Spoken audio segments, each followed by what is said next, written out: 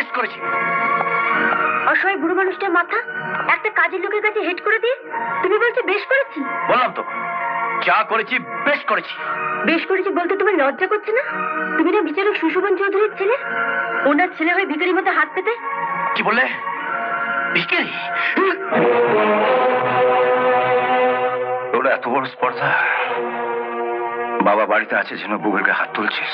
তোমরা ওকে বউ বউ করতে পারো, ও মোটেও আমার বউ নয়। ওকে বউ বলে মানি না।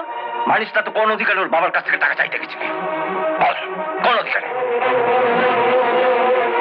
আজ ছেড়ে দিলাম, ফের যদি ওর গায়ে হাত তুলিস তোর হাত আমি ভেঙে দেবো। পরে কেন, এখনই ভেঙে দে না, যাতে করে আর কোনোদিন ওই হাত পেতে লোকের কাছে ভিক্ষে চাইতে না পারে।